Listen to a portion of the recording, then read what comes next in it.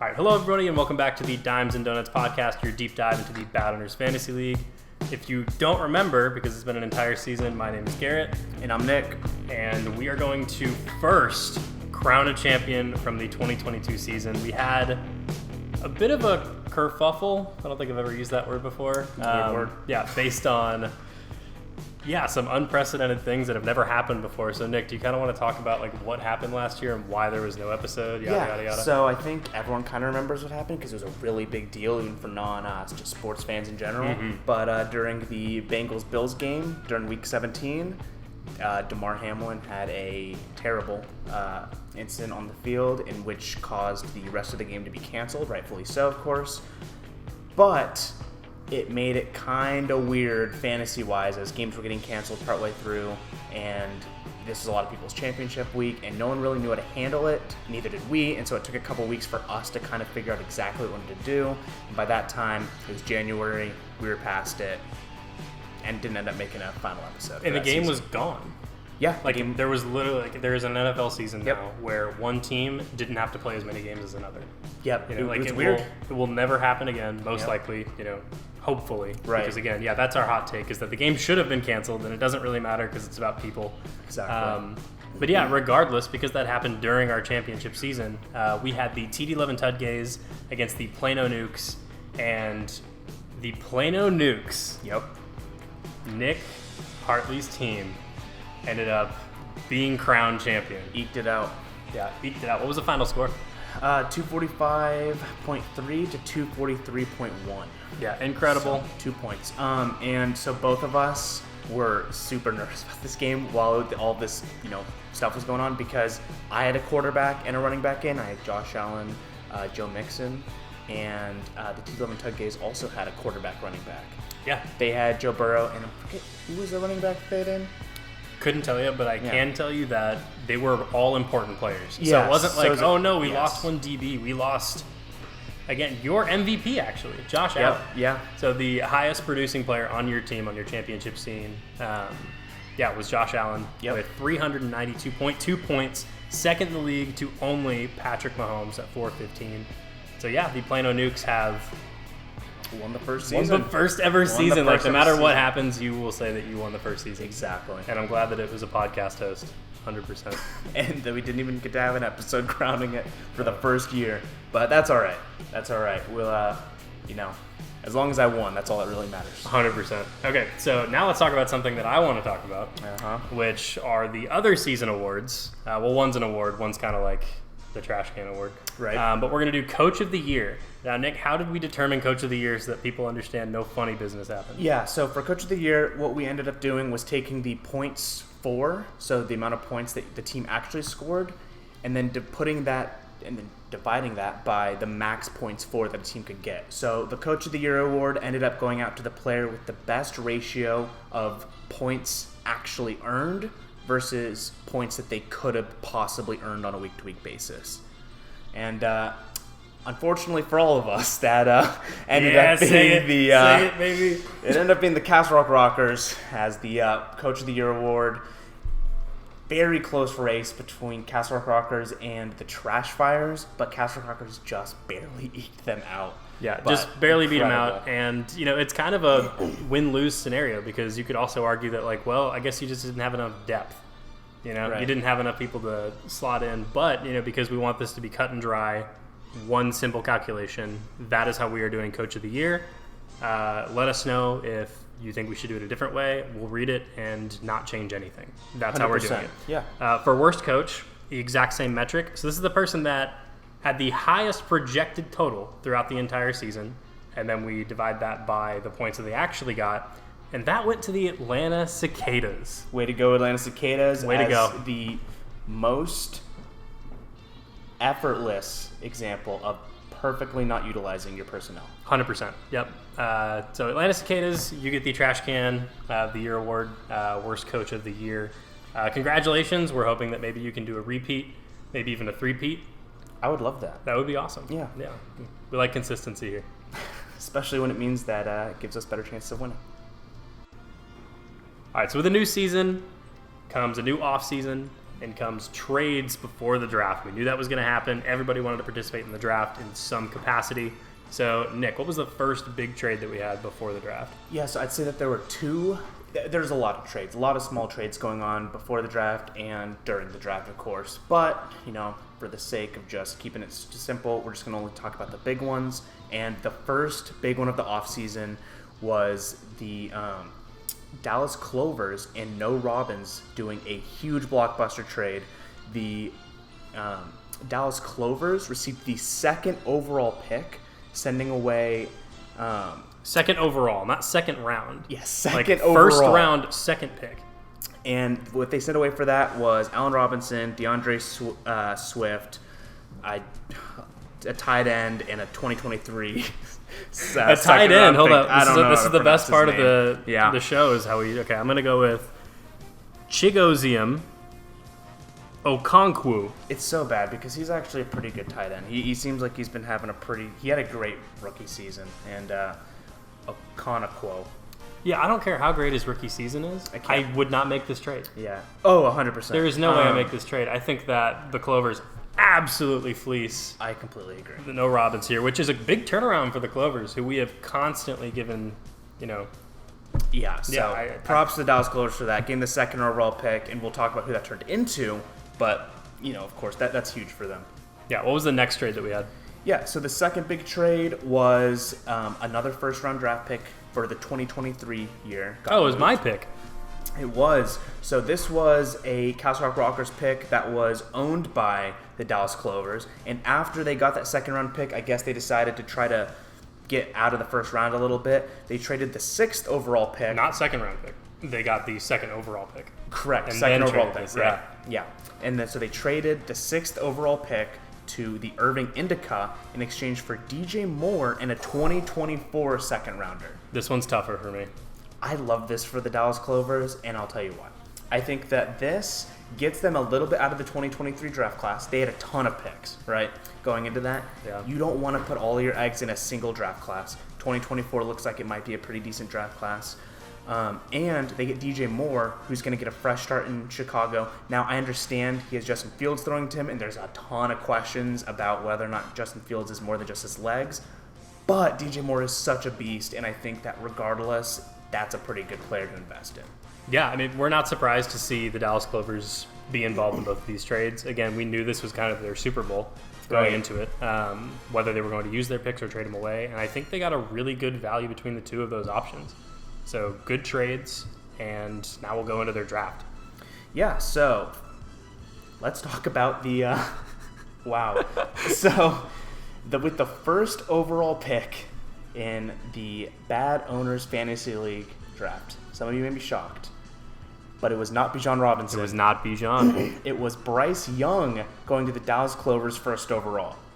What are your thoughts on Bijan not going first overall? It's a travesty. Mm-hmm. It's devastating. Yep. It's maybe the stupidest thing I've ever seen in this league. Now, what would you do if I told you that the only reason Bryce Young went first overall instead of Bijan is because the Dallas Clovers think they're a hilarious little comedy club over there, and decided that since they have the first 2 overall picks, they'll just take Bijan number 2. They'll take Bijan number 2, which, again, you got to think Bijan's sitting there like, well, I can never say that I was the first pick in the BAAD Owners Fantasy League, which is going to be a knock on his record. Yep. It will follow him forever. He is going to be losing sleep over that. Definitely. Yep. He is going to be driving around the city late at night, just crying to himself in his car. I mean, it's... Yep. I hope that the Dallas Clovers organization is okay with what they did to him. But who's not crying in their car at night is the Dallas Clovers. They get Bryce Young, great quarterback that hopefully turns out to be what he's projected to be. And Bijan Robinson, who, in my opinion, has a really, really, really good shot at being Offensive Player of the Year, not just Offensive Rookie of the Year. Yeah, especially on the Falcons, who had such great running production last year with Tyler Algier, who is just not the same level of prospect, obviously, as Bijan. Yeah. Bijan's, the best prospects in Saquon Barkley. And so with those two together, I think those are great cornerstone pieces for the Dallas Clovers to start turning around their franchise from a pretty abysmal year last year. Definitely. Wasn't going to be a hard draft. I think they kind of knew exactly what they wanted, Yep. Exactly what they needed to get. And, yeah, we can't make fun of them this year. 100%. They did exactly what they needed to do with the hand that they were dealt. Yeah. So the third pick was JSN. He went to Point Break FC, who definitely needed some help in the receiver room. Yep. They have Travis Kelce, who is still going to be their best receiver 100%. in perpetuity for a long time, but definitely a good depth piece there. Can you talk about Anthony Richardson going to CD's nuts? Yeah, so 4th overall, Anthony Richardson. Now, I think that there was some debate within the fantasy community about whether Anthony Richardson or CJ Stroud should be the second quarterback off the board from this rookie draft class. And CD's nuts with Anthony Richardson. So, obviously, it's a huge rushing upside. Anthony Richardson is an extremely, he's a big quarterback. He's extremely athletic. He's very strong. Even he can throw the ball deep. The big knock on Anthony Richardson has always been about accuracy and whether or not that he'll be able to successfully translate into the NFL as a real starting caliber quarterback. Now, for CD's nuts, I think that this is actually a great pickup for them because it kind of reminds me of Justin Fields, who Justin Fields, questionable on whether or not long-term he'll even need to stay as a starter in the NFL. But who cares when you're doing fantasy, right? Exactly. I mean, it is Dynasty, so you care to some degree. But yeah, that's a great point, is that Anthony Richardson is a start-now player. Exactly. Like, he's going to get production in Indianapolis, basically, in my opinion, no matter what. You're going to have a quarterback that is producing. Whereas the next pick, CJ Stroud with the Atlanta Cicadas, he doesn't go to nearly as good a position in his first couple years. I think that he'll still produce over time. I do think that he has a longer term upside than Anthony Richardson, in my opinion. But yeah, that's where the Atlanta Cicadas went, which there was really no other way to go. See, I actually think it's the opposite. Really? I think Anthony Richardson, out of every single player taken in the first round, has the highest upside of any player. And the reason is because obviously he's a quarterback. But 2, because if he's able to get his passing down, that's a serious dual threat quarterback. That's a big if you're a quarterback. What's your number one job? 100%. Yeah, it's so a big if. That's my knock. That's my high only ceiling, knock. very low floor as well. So the next few, I'm going to have you go over as well. So Jahmyr Gibbs, once these top 5 were kind of off the board, what do you think was going through Irving Indica's head? Because they had back-to-back picks here. Yeah, I think that they ended up doing pretty well. So Irving Indica, like you said, back-to-back picks at 6 and 7 overall. They went with Jahmyr Gibbs at 6 and Will Anderson at 7. So Jahmyr Gibbs, obviously an extremely efficient running back. My somewhat personal issue with him is there's some questions about the amount of volume he'll have. He has generally been a bit of a lower snap count guy, but very efficient and great when he's on the field. So it just depends on whether he's going to get a lot of snaps, and I think that snaps leads to points, and so that's really the big question there, right? But I think looking at the other running backs, if you're looking to get a running back, that's a pretty solid one to be grabbing at this point. And then of course Will Anderson at 7th overall, by far the best pass rusher of the draft. By far, not a lot of questions there. I think that's a great pickup, and as someone who I would of course be very, very happy to have on my team. Yeah, as a big fan of pass rushers, right. I do think that again they make so much individual impact on a team and on points if they're getting sacks. So yeah, great pick there. Then we have No Robbins at 8. They did have sandwich picks here. TD11 Tudgays did have 9, but they're 8 and 10. So trading out of that number 2 spot, what did they get? Yeah, so No Robbins at 8, taking Quentin Johnston of the Chargers. I think that that's a pretty solid pickup for them, for no other reason than that puts him tied to Justin Herbert. He's obviously an amazing wide receiver. He's large, he goes up, he uses his body, he takes control of the field, and I think he just has a high upside as a long-term wide receiver for the No Robbins. Okay, gotcha. And then, yeah, like we said before, TD11 Tudgays had 9 with Zach Charbonnet. Yep. Another running back. I think that this is where you're going to have to take running back darts at the end of the first round. Obviously, at this point in the draft, it's just a question of whether or not Zach Charbonnet will end up being a good fantasy running back, but you never really know. I mean, I think that that's a pretty reasonable 3rd overall running back to take off the board. It's just a question of if the TD11 Tudgays think that he's going to be that guy going forward. Gotcha. And then last, another No Robbins pick at 10. We're only doing the top 10. Is Zay Flowers. Yeah, so Zay Flowers, obviously a pretty great receiver coming out of Boston College. More of a slot guy, but you never really know how they're going to actually end up being utilized in the NFL. So I think that Zay Flowers has the potential of being a pretty solid pick. He has looked great, and he went very, very early in the real NFL draft, which is, of course, a fantastic indicator as far as how well he's going to be performing fantasy-wise. Definitely, yeah. Slot receiver from a smaller school. We'll see. Yeah, 100%. All right, so next we're going to go into the position room rankings. We have never done this before. Yep. How are we doing this? So what we did is, depending on the position, it's a little bit different. So like quarterback, for example, you can start 2 quarterbacks due to us playing Superflex League. So we just added up the projected points of 2023 and whoever had the highest amount. Congratulations, you have the best quarterback position room. And we went through and we did that for each position. Obviously changing the number per position. So DB, for example, we can start 3, not including the IDP flex slot. So we did top 3. Okay, gotcha. And then for running backs, because you can only start 2, we're doing top 2. Okay, yep. Gotcha. All right, makes sense. And for QB, although you technically have only 1 QB slot, because everybody in the league puts a QB in that QB flex super spot, we are going to do 2 quarterbacks, just because I think it's important. 100%. Because everybody does it. Right. Okay, cool. So for the first position room, we have Point Break FC for quarterbacks, because they have Patrick Mahomes and the Prince Who Was Promised, Trevor Lawrence. Yeah, I mean, that's a pretty stacked quarterback room. I was feeling pretty decent at mine until I looked at Point Break FC, and I got nervous. Yeah. I mean, they were amazing last year. Trevor Lawrence is going to have an even better year this year. Agreed. He's got better weapons. Second year with Doug Peterson as head coach. Yep. I mean, seeing their transition from Urban Meyer to him and what that did for that offense, and they have, like, the worst division in the league that they're playing in. Yeah. Like, they're going to have points all day. So, yeah, Trevor Lawrence there is huge. And Patrick Mahomes is Patrick Mahomes. He's the best quarterback we've ever seen. Fantasy, real life, everything.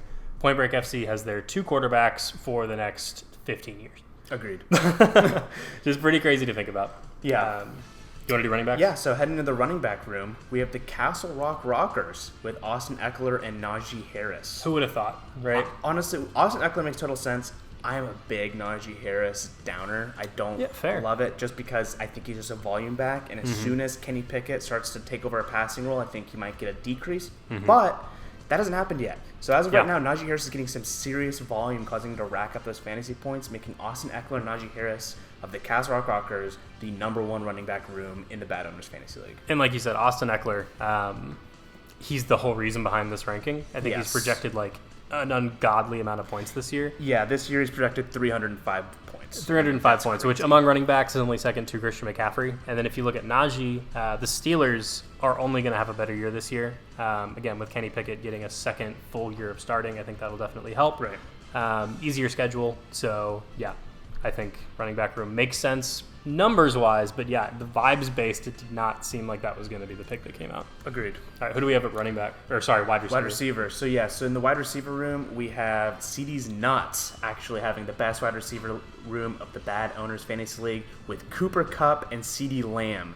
Now, we only took the top 2 to determine who had the best wide receiver room, but I think it's important to mention, as an honorable mention, they also have Amon-Ra St. Brown, meaning that they have 3 top 10 projected wide receivers on a single team. That is insanity.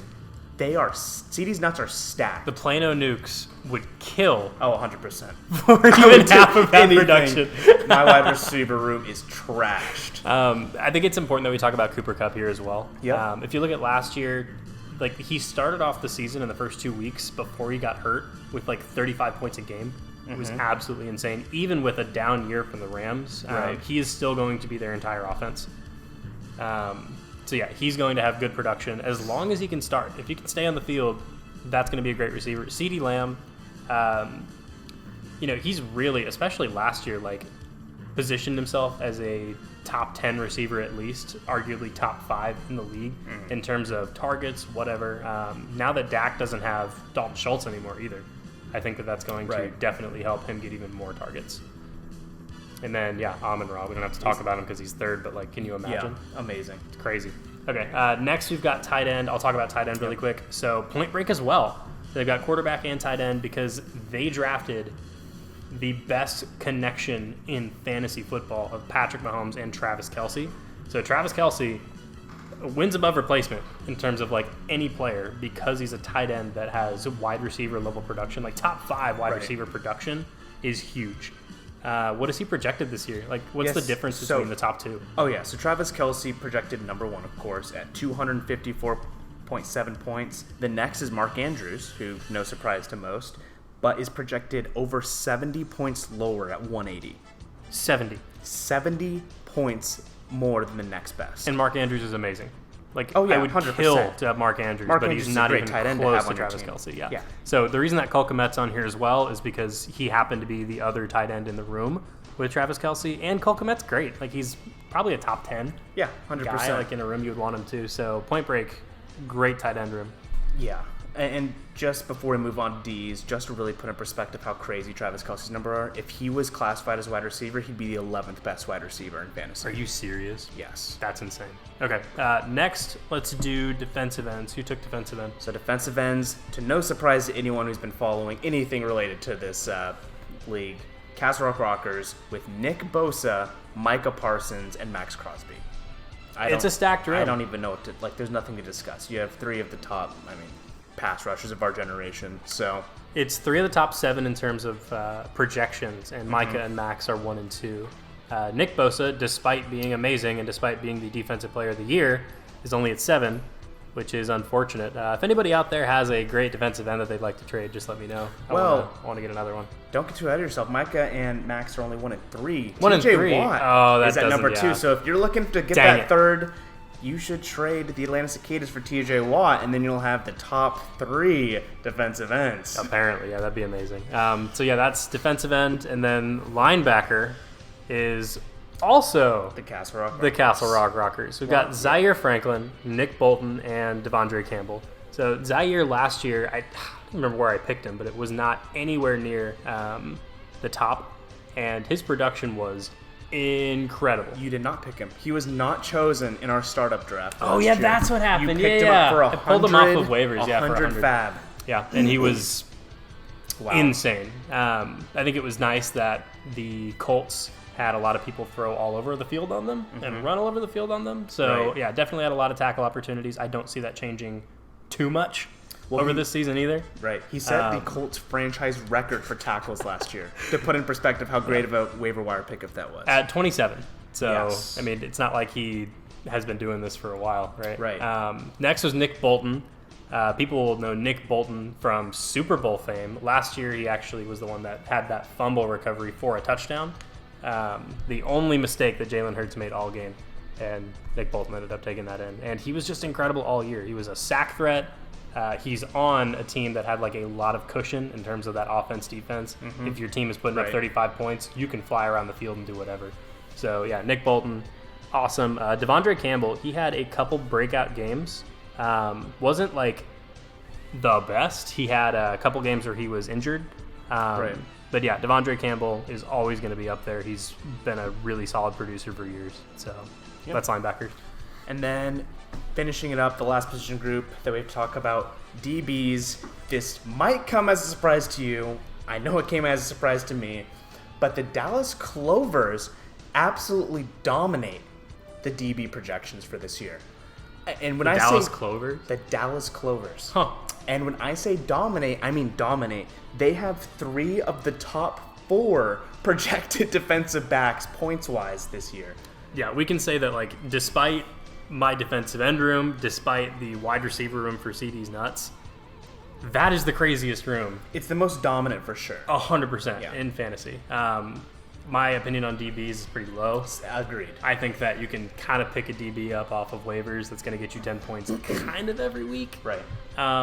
But to be fair, I mean, Budda Baker, I mean, you're talking about interception threats. You're talking about, like, people that can house balls all the time. So, yeah, there's a lot of upside there. Yes, I guess we should talk on that. So, Jalen Petrie, the kind of breakout rookie of Houston last year. Yeah, he was crazy. Budda Baker and then Jaquan Brisker are the 3 DBs that kind of make up the DB core of that absolutely stacked position room.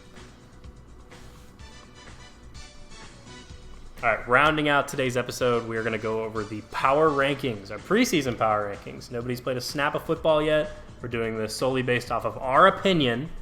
We have gotten a committee together here and chosen our power rankings. This is Garrett and Nick saying these are the teams. We don't have 2 different power rankings. This is our official list to start the season. Just based on vibes. Yeah, it's yeah, okay, well, that's what we have. Not just vibes. Not just vibes. But yeah, I can't wait to see how this stacks up at the end of the year too.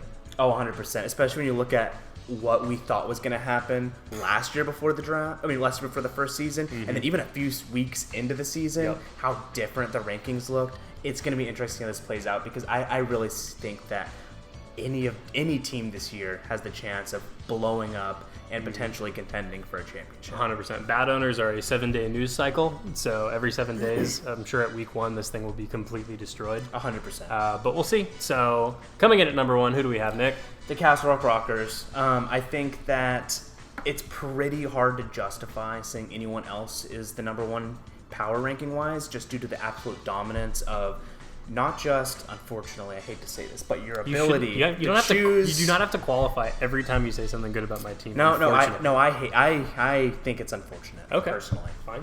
I'm very upset that this is the case, but with you winning Coach of the Year, so proving that you, proving that you are efficient at personnel usage as well as dominating 3 different position room rankings as the number 1 position group in running backs, defensive ends, and linebackers, which are 3 premium positions.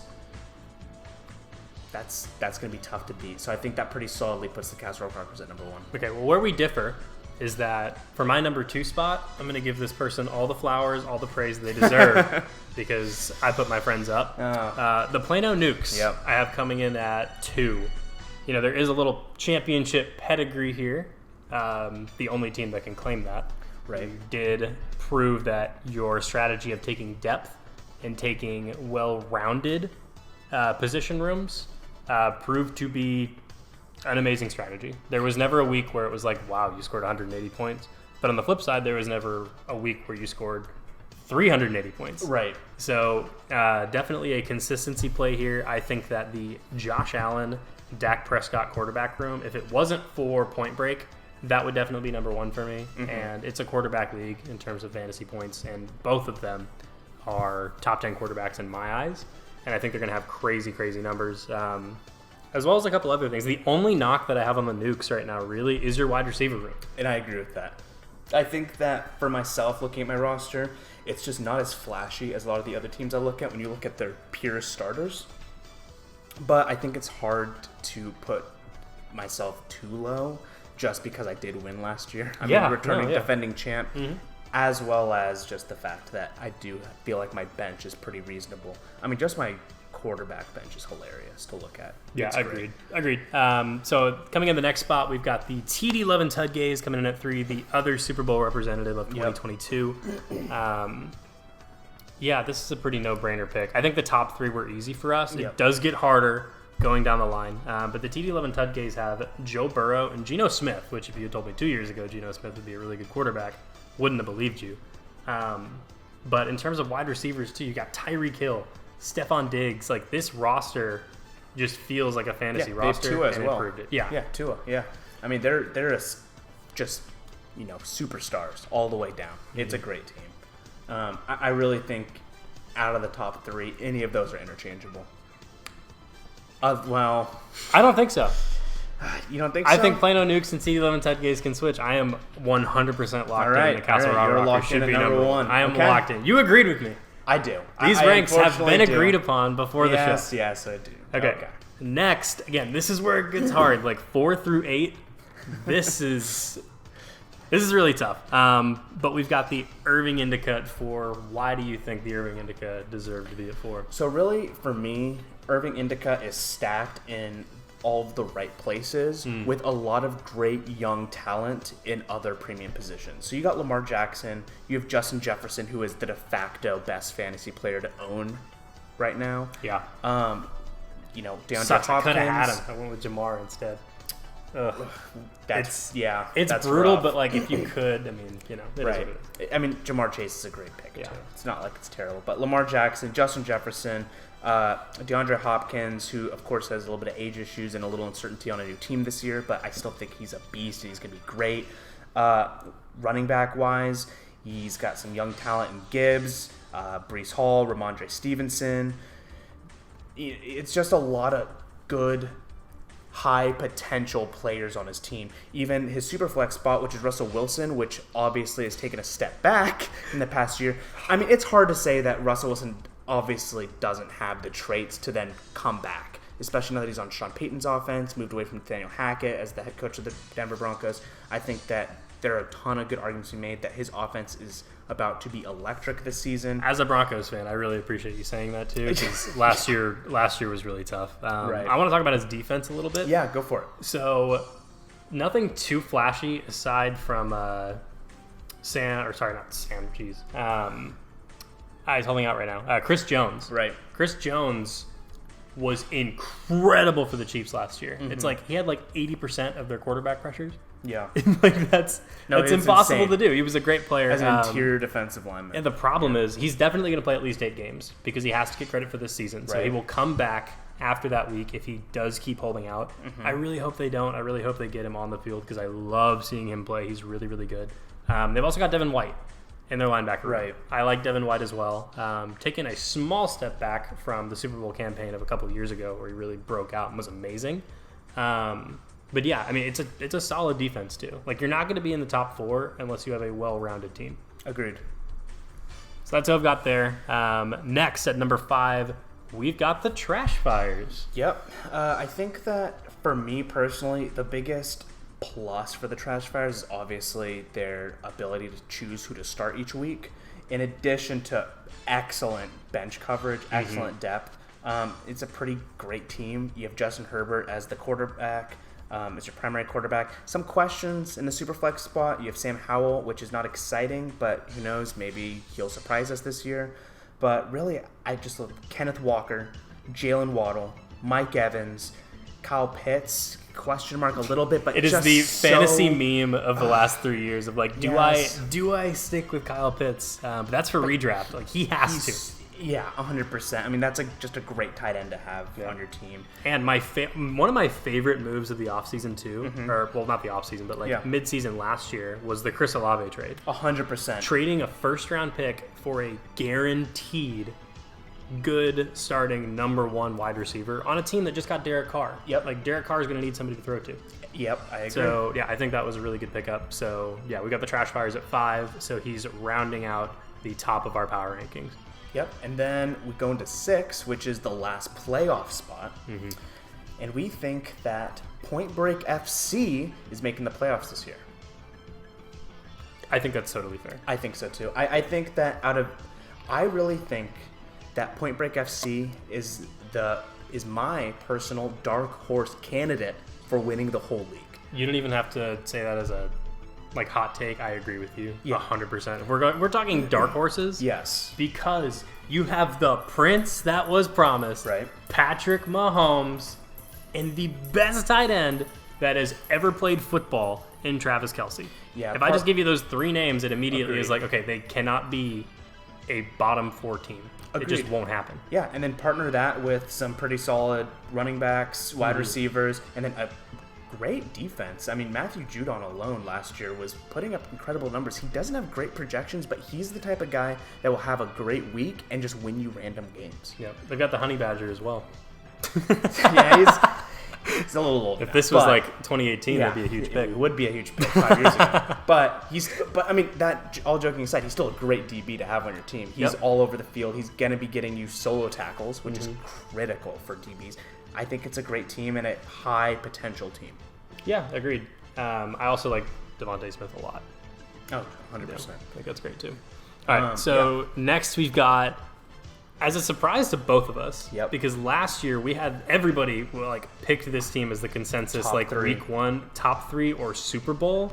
Yep. The Atlanta Cicadas. Which is kind of weird to me. I mean, I think if in nothing else, the Atlanta Cicadas being at 7 is just an indication of how much potential all of these teams have. Yeah. I think there's a ton of parity in the league right now, and I'm definitely not going to put any bets that the Atlanta Cicadas are missing the playoffs this year. When you've got 10 teams, it's not like we're doing 20 people. Right. Like, everybody's going to have a lot of talent, but the problem that I have with the Atlanta Cicadas is the wasted pick on Tom Brady.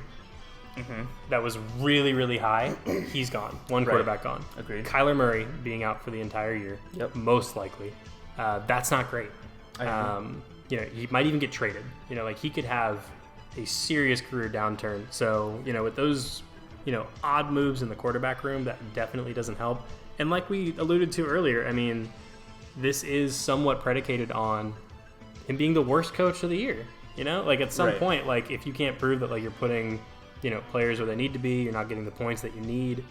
That's hard for me to say, yeah, of course, like he needs to be at the top 5. Like he just isn't a top 5 team right now. And I think that the biggest struggle as well is that a lot of his star incredible players are kind of linked to players with a lot of uncertainty around them. I mean, he's got Saquon Barkley, who's again, he's the whole Giants offense, which is not necessarily what you want out of a running back. It can be good. I mean, you can look at Derrick Henry as a prime example of it. It's also Saquon. Well. That's injury risk, and you're putting a player that again is carrying a team that has already got injury risk in a very, very precarious scenario. And then situation. You have Devontae Adams now linked to Jimmy G.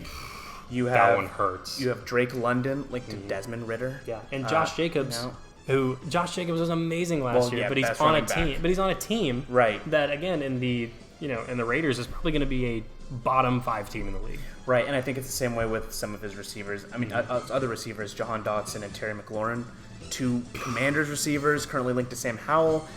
That's scary. I would be nervous. I would be nervous as well. One place that he doesn't have to be as nervous in, we talked about him earlier, is TJ Watt. 100%. I love TJ Watt. And he was incredible in the first week, playing only 3 quarters, and then got knocked out of that game. And then the production on not just like the defensive side of the ball, but the Steelers in general.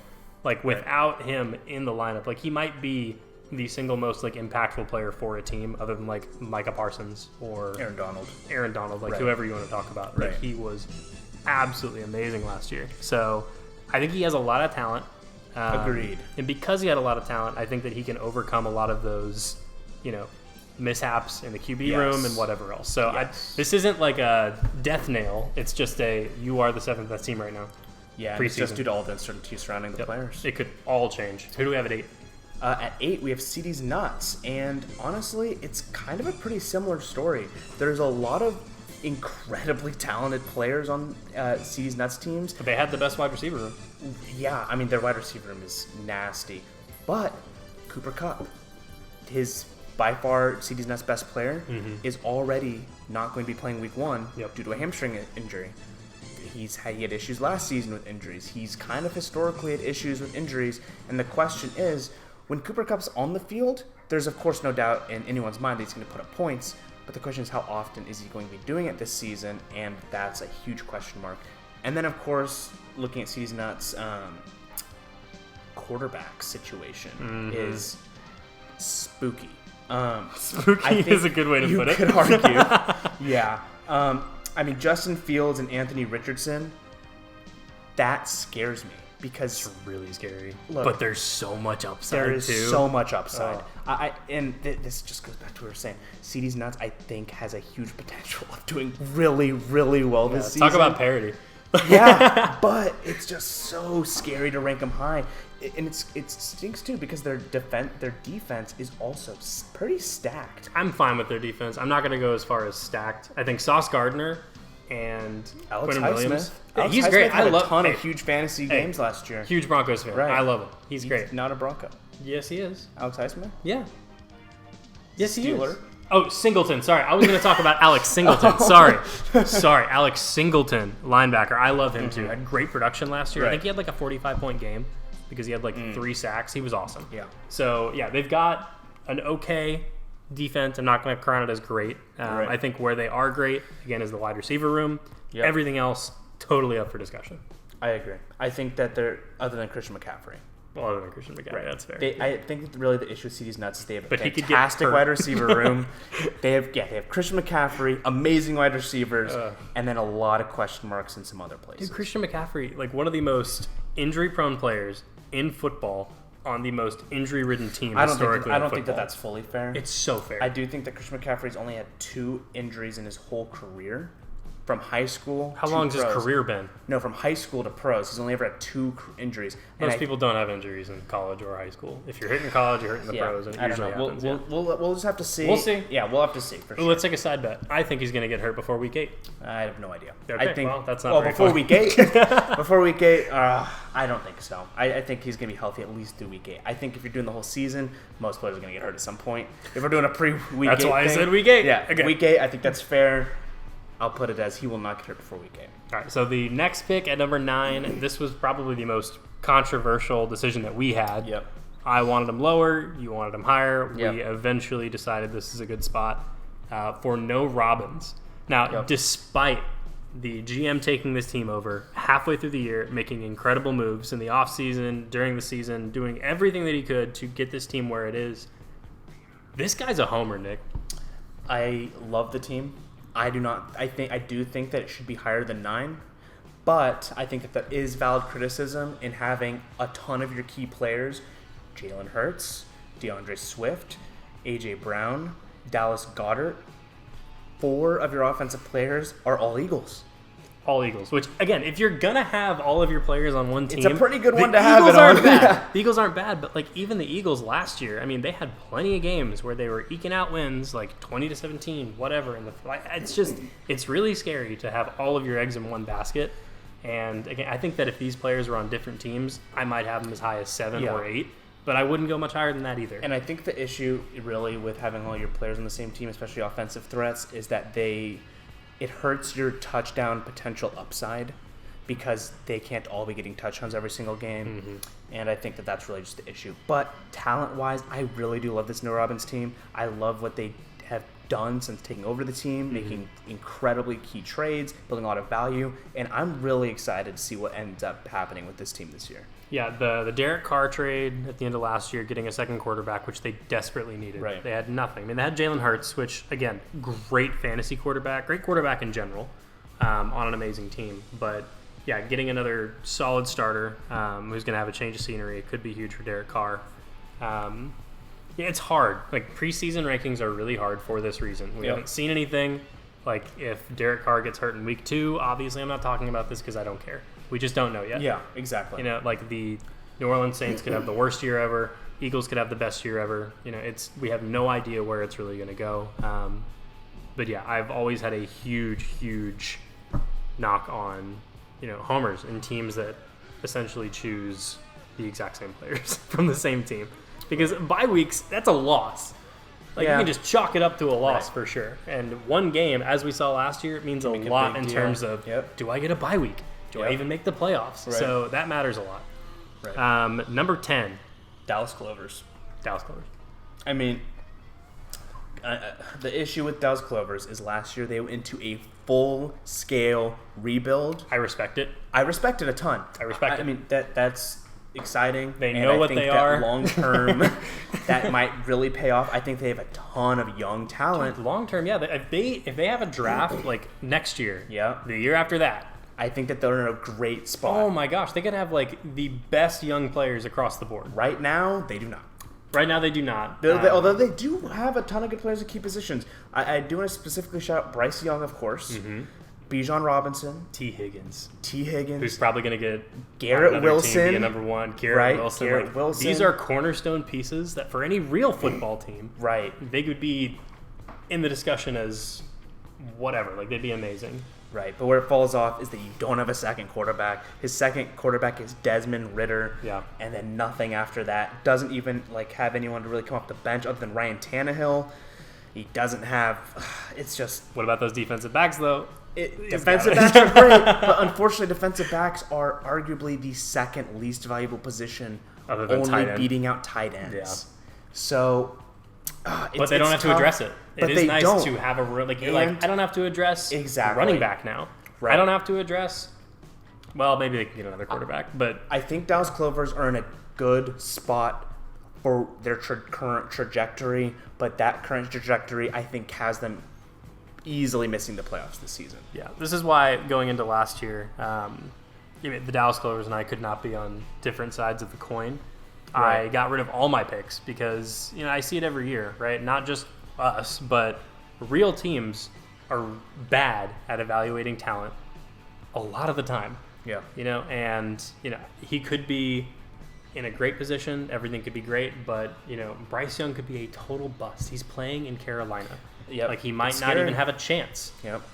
To be great. So it is what it is. I will say Bijan Robinson, home run. I think he's going to be great wherever he goes. It doesn't matter. He's a running back. They might run him into the ground for 5 years and he might be out of the league, but if you've got production for 5 years in fantasy, that's awesome. That's a good pick. Right. 100%. So, yeah. Well, thank you guys so much for tuning back in. First episode of season 2. We are super excited for the 2023 season.